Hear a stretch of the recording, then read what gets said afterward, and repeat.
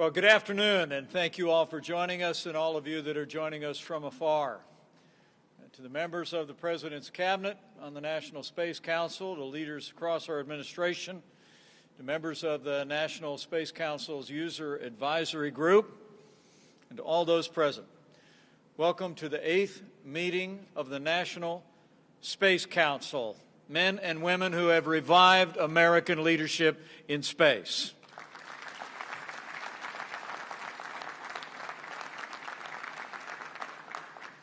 It's a particular pleasure to be back here in Florida on the Space Coast, and also to be here at the world's premier gateway to space. Join me in thanking the Kennedy Space Center and Director Bob Cabana for their tremendous hospitality and leadership for space.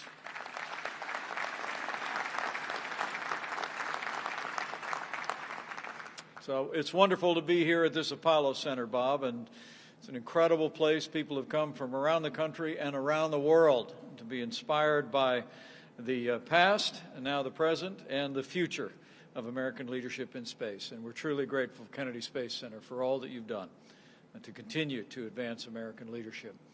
Allow me to also bring greetings from a champion of American space exploration, someone who has revived Americans' leadership in human space exploration in just 4 short years. I bring greetings from the 45th President of the United States of America, President Donald Trump.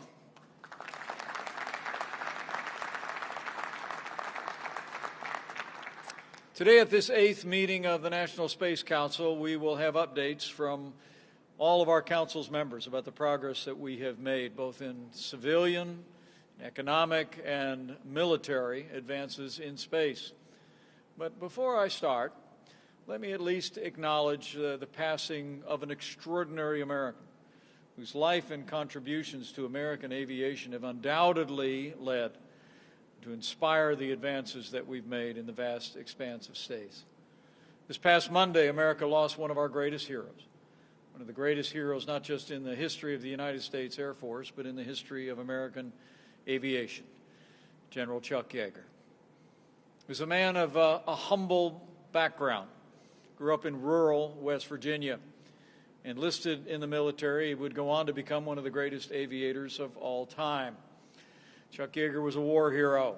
He shot down 13 Nazi aircraft, but was himself shot down over France. Flew more than 150 military planes, a total of more than 10,000 hours, 30 years of active duty, and as history records, was the first man to break the sound barrier. General Chuck Yeager has now left us, made his final ascent, but it was my great honor as we renamed 2 Air Force bases as Space Force bases just a short while ago to announce that at the direction of President Donald Trump, we are initiating today efforts to rename an upcoming United States military base after the late and great General Chuck Yeager.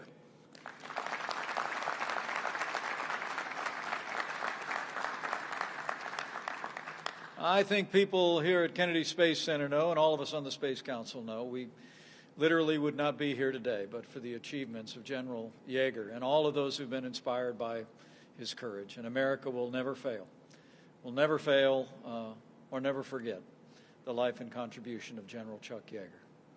So as we gather for this 8th installment of the National Space Council, allow me to express my appreciation to all of the members of the Space Council and to reflect for just a few moments before we get started on how much has changed over the last 4 years since the very first meeting of this council. You know, when you look at national security, the progress that we've made in civil and private space sectors, one thing is clear. In 4 short years, America is leading in space once again. It's true.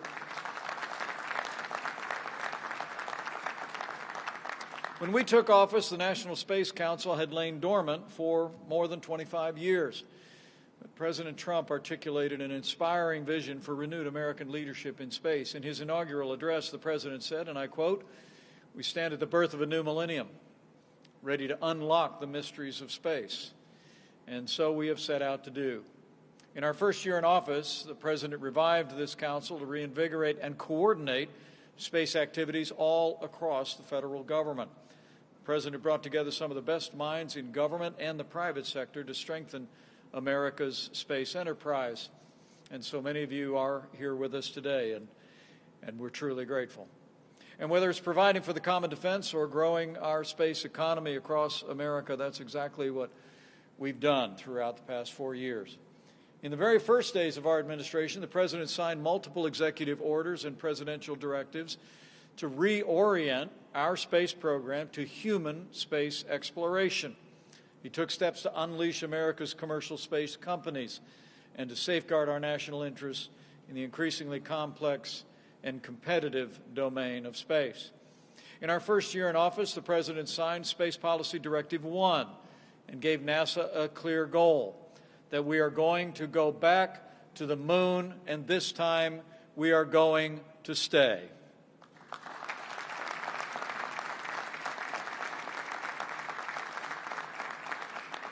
We made clear in our first year that the moon is not a final destination, but it's a base for developing and training for future deep space missions. We're going back to the moon, and then we're going to Mars and beyond.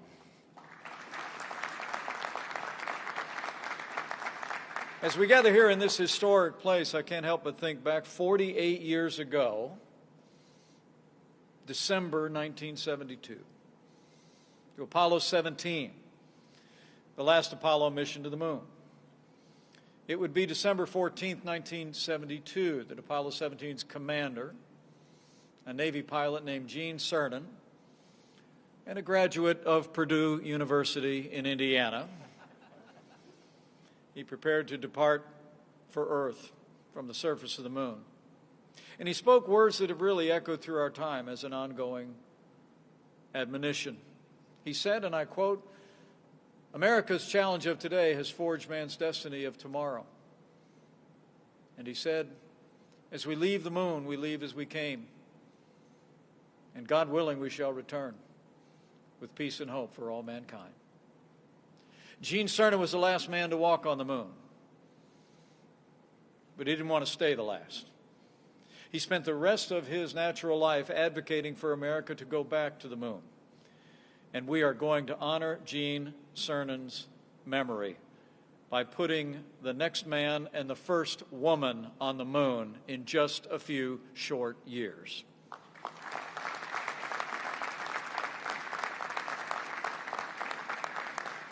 As you'll also hear updates today, the President also set NASA and the private sector, the entrepreneurial companies that have been involved in space exploration and development, in motion to ensure that we would return to the moon. And then the next astronauts on the surface of the moon, and all the economic development in space will be driven by American ingenuity.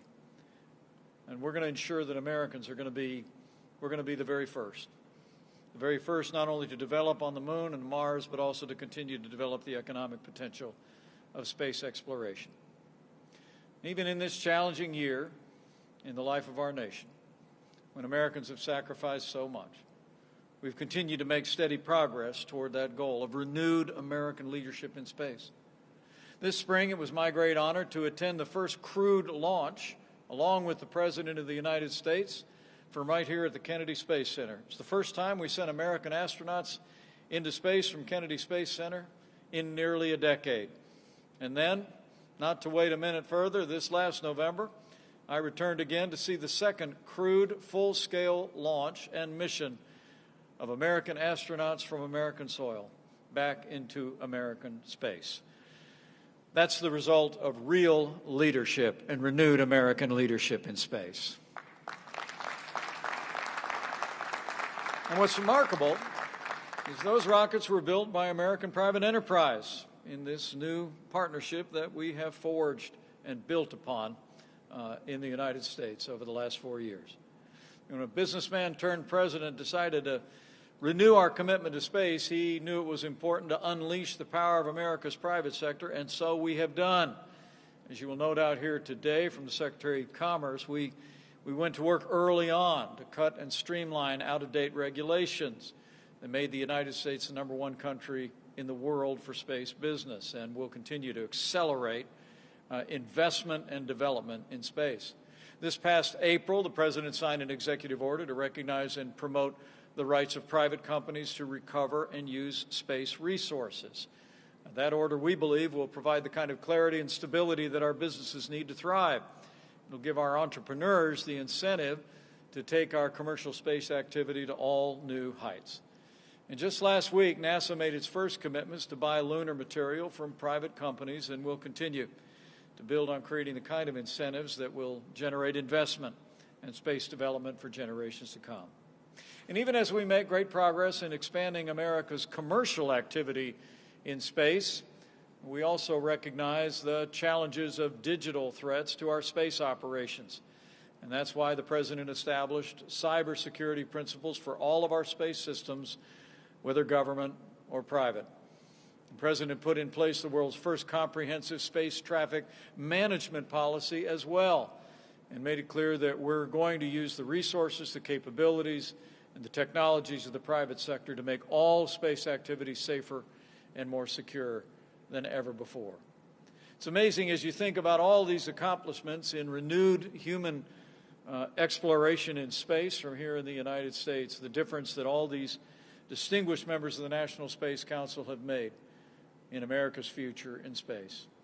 But at the time that we acknowledge the progress that we have made in expanding human space exploration and reviving American space enterprise, we also recognize that there are challenges and even threats in space as well.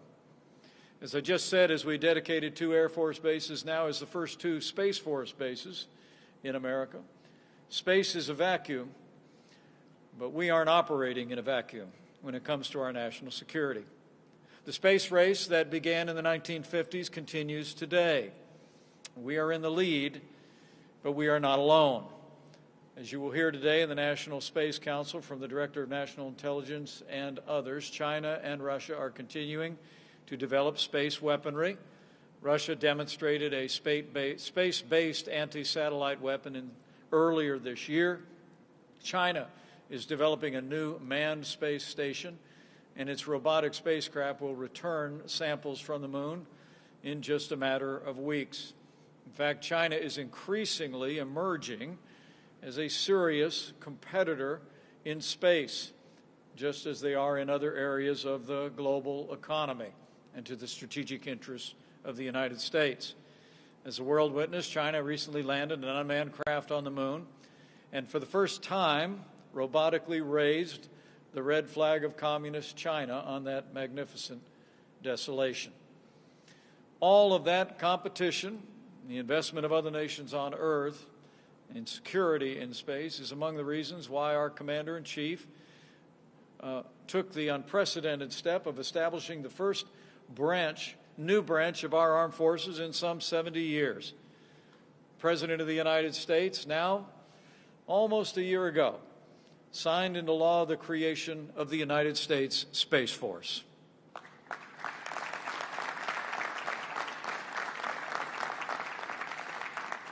Under President Trump, the highest priority of our administration is the safety and security of the American people. And where too often in the past, America has neglected growing security threats in space, this president called for extending our dominance on land and sea and air to the final frontier. It would be June of 2018 when President Trump laid out his vision for American military power in space. He called for the creation of that new military service that we spoke of today at the dedication of those bases.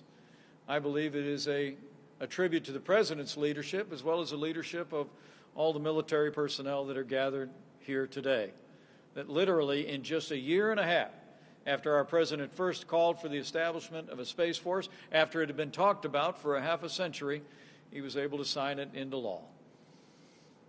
It's extraordinary to think of the contribution. It's a contribution that the United States Space Force will make to the security of our nation and the perpetuation of our freedom. As Deputy Secretary Norquist will reflect in a few minutes, the Space Force is growing stronger by the day. In fact, Secretary Barrett and I were not long ago in Colorado Springs, when we saw the first 86 company-grade officers commissioned into the United States Space Force. And we're pleased to be joined today by the Chief of Space Operations, the man who has been working around the clock to stand up the United States Space Force. Join me in thanking General J. Raymond, who's with us here today. General.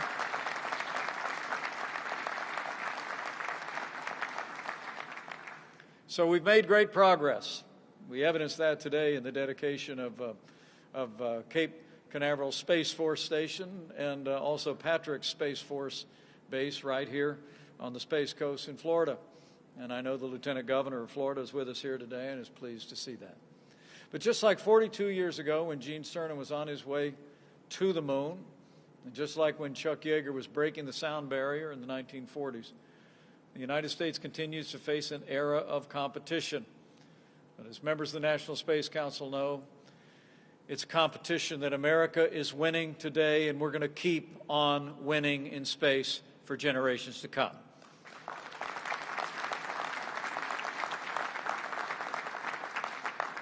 And that's one more reason today, while I'm pleased to announce that the President, as of today, has issued a new national space policy that we will articulate at this meeting of the National Space Council. The National Space Policy provides the President's direction to the executive branch on all space activities. It emphasizes that space is critical to our security and our way of life, and lays out the fundamental principles to put America first in space. Dr. Scott Pace will go into more detail about the President's new national space policy in just a few moments, but it represents our ongoing commitment at the National Space Council and throughout this administration to ensure American leadership in space.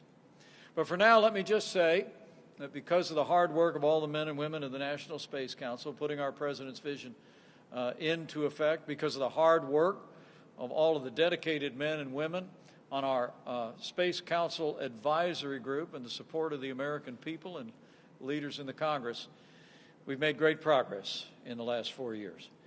But as you will hear again today, there is a renewed determination all across this nation and all across this government and all across every level of government to continue to build on the extraordinary progress that we've made. And today we will hear about that progress, the ongoing challenges and opportunities that America faces. So let me say once again, welcome to this 8th meeting of the National Space Council. Let's get to work.